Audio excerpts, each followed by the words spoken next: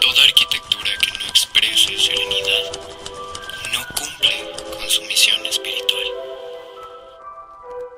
En sus inicios, la arquitectura mexicana adquirió los mismos principios que regían el movimiento moderno en Europa: la importancia del programa arquitectónico y la funcionalidad y racionalidad del espacio. En la década de los 40, reaparece la figura de Barragán como máximo exponente del modernismo. Ya había hecho sus travesías los años anteriores, pero su viaje a Europa entre 1924 y 1931 cambia su forma de proyectar, influenciado por la obra en Francia de Le Corbusier y Ferdinand Bach.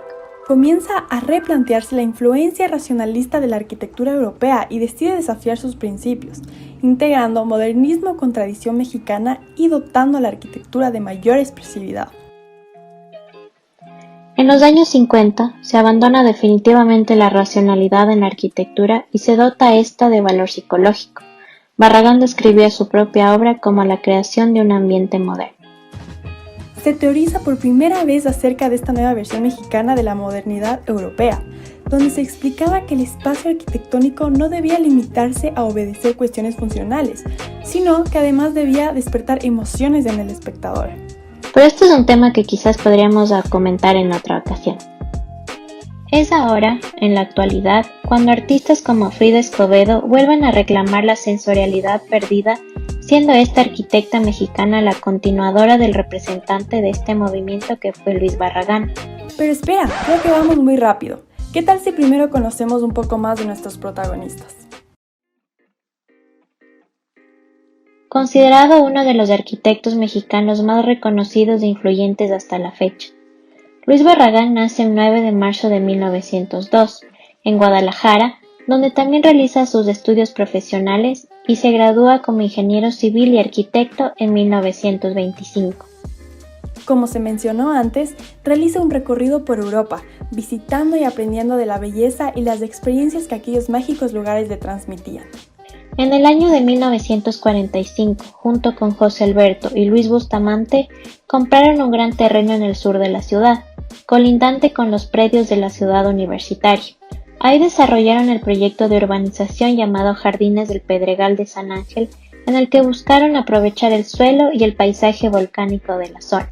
En 1948 adquiere un amplio terreno en la entonces llamada Calzada de los Maderos, donde realizaría varios jardines dejando volar su imaginación y siendo libre de crear los espacios a su antojo.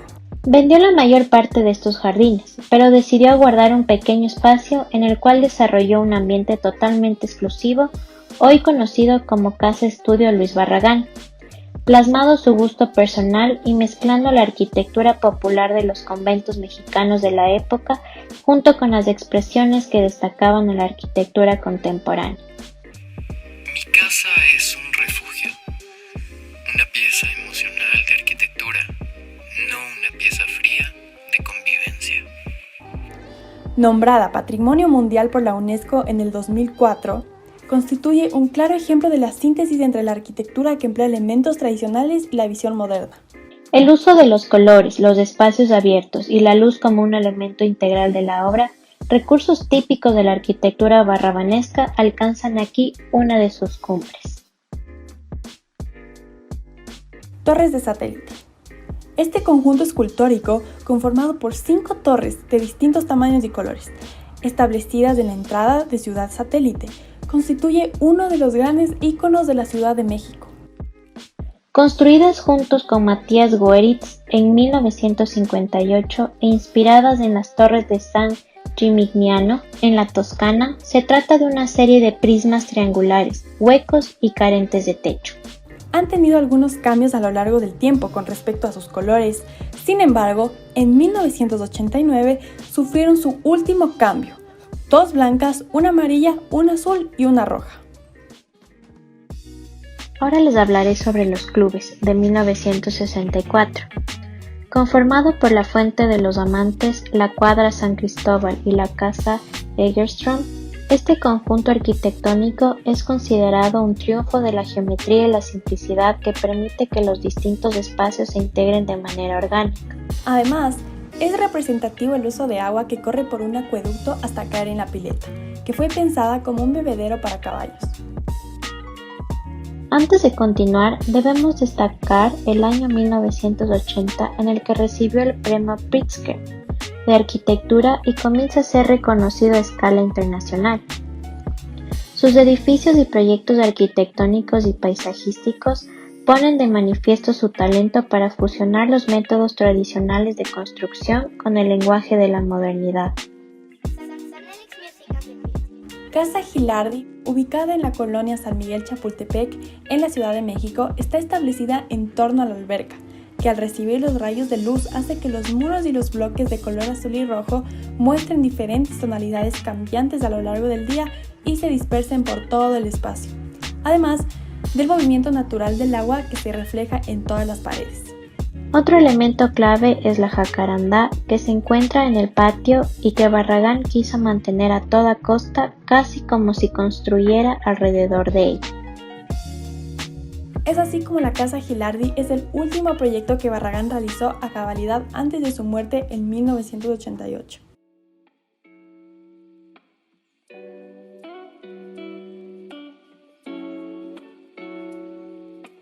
Otra destacada arquitecta mexicana de la que hablaremos hoy es Frida Escobedo, nacida en la Ciudad de México en el año de 1979. Es licenciada en Arquitectura y Urbanismo de la Universidad Iberoamericana de la Ciudad de México y tiene una maestría en Arte, Diseño y el Dominio Público por la Graduate School of Design de la Universidad de Harvard. Tenía tan solo 24 años cuando fundó su primer despacho arquitectónico, llamado Perro Rojo. Junto con él también el arquitecto Alejandro Alarcón, el cual ha realizado obras en edificios como La Tallera en Cuernavaca, construida con el objetivo de convertirse en el primer taller experimental para muralistas en el mundo. Uno de los proyectos más memorables de esta sociedad es la Casa Negra, una pequeña vivienda sostenida por 4 columnas de concreto que se ve a lo lejos al ir por la carretera a las afueras de Cuernavaca. La vivienda permanece, pero la firma se disolvió tiempo después. En el 2014, la arquitecta mexicana realizó la remodelación de la librería Octavio Paz. En ella se buscaba un planteamiento distinto en el orden, atmósferas y función de los espacios. Gracias al aparador acristalado de doble altura, sobresale una escalera que articula los 2 niveles, quedando un poco relegada al fondo por la presencia de los libros, elementos principales de este lugar. El segundo nivel, además de libreros, bancas y sillones, sobresale por tener al fondo una cafetería con terraza y un área de pantallas interactivas donde el público pueda tener acceso a los libros electrónicos de la librería. En 2018, Frida Escobedo fue elegida por la Serpentine Gallery de Londres para intervenir en el famoso pabellón anual que tiene lugar en Hyde Park. La arquitecta se convirtió en la primera mexicana en recibir esta comisión y la arquitecta más joven en encargarse de activar este espacio público. Con una estructura elaborada de tejas de cemento inspirada en la geometría y su papel en los espacios urbanos, además del juego de luces que se desprenden en el interior, a partir de los ojos de agua y la piscina de forma triangular alineada con el meridiano de Greenwich.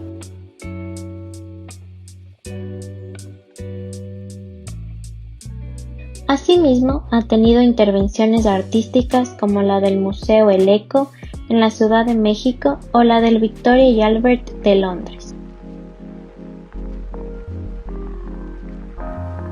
Estos grandes artistas han sido capaces de plasmar la arquitectura emocional basándose en sus raíces culturales y en un afán por romper la funcionalidad, rigidez y racionalidad importados del movimiento moderno.